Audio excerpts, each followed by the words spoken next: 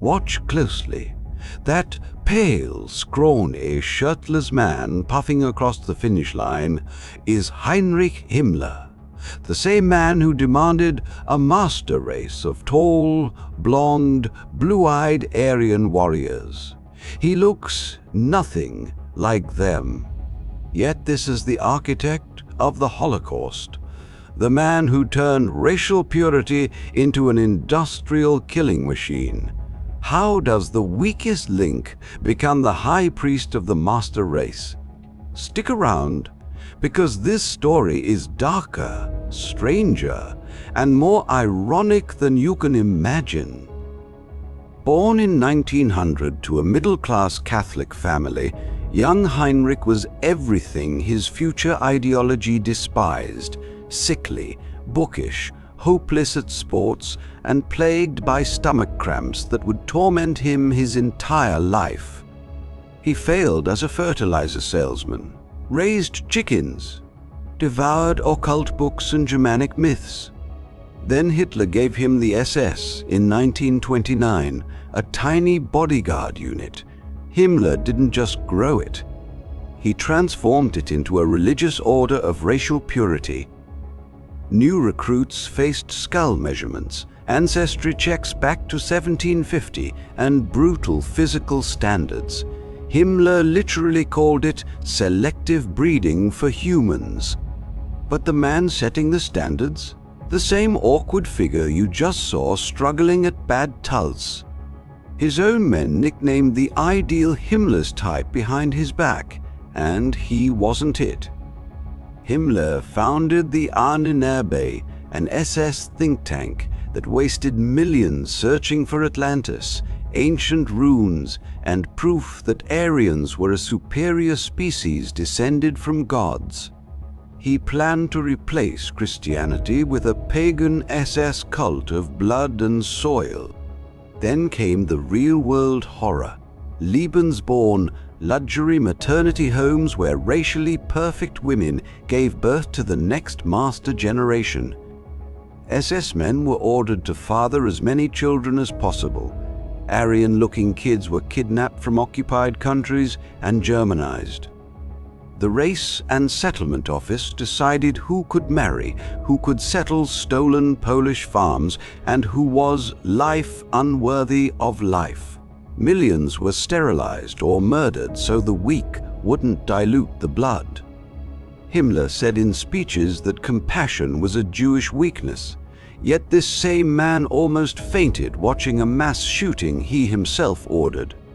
The high priest of hardness couldn't handle the sight of blood.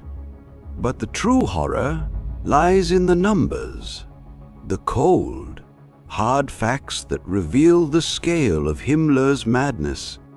Under his direct command, the SS and Einsatzgruppen carried out the mass shooting of over 1 million Jews in the occupied Soviet territories alone. He personally oversaw the construction and operation of the extermination camps. Auschwitz, where more than 1.1 million people were murdered, the vast majority of them Jews. Treblinka, Sobibor, and Belzec, where hundreds of thousands more were gassed in assembly line fashion. Himmler's Lebensborn breeding program, designed to create the new Aryan generation, was a spectacular failure. Despite massive propaganda and heavy pressure on SS men to have at least 4 children, it produced only a few thousand births. That's far too few to replace the millions killed in the war and genocide he helped orchestrate. He also approved grotesque medical experiments on camp prisoners, forced sterilizations, freezing experiments in ice water, bone transplants, and the horrific twin studies conducted by Josef Mengele. Living human beings, including children, were reduced to laboratory animals in the name of racial science. In total, the Nazi regime that Himmler built murdered approximately 6 million Jews, and at least 5 to 6 million others.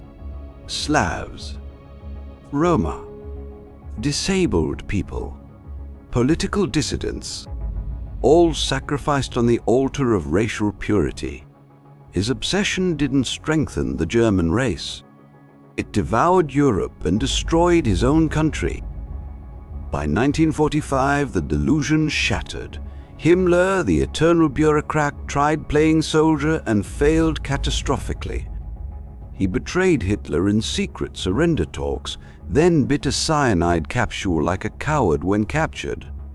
The man who wanted to breed gods died like a rat. His master race? A nightmare that consumed Europe in fire and left behind only graves. That shirtless run at Bad Tulls isn't just an embarrassing photo.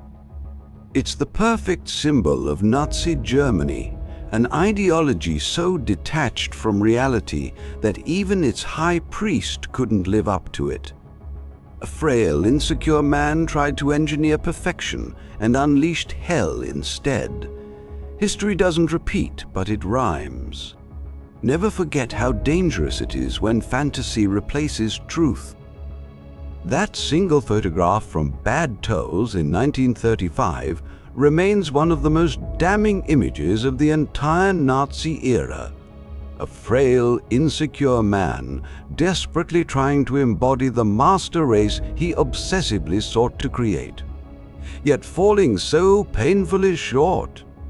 In the end, the dream of racial purity left behind only mountains of graves, a timeless warning that when ideology triumphs over humanity, catastrophe is never far behind.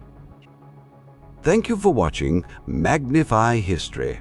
Like and subscribe if you value these unfiltered journeys into the past.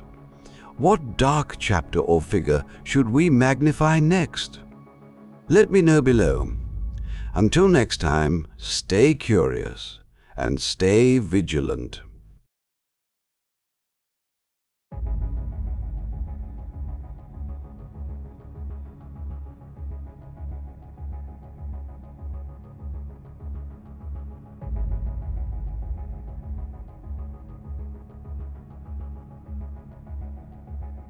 The history we're taught is only the surface. What lies beneath is much darker. We're just opening the archives.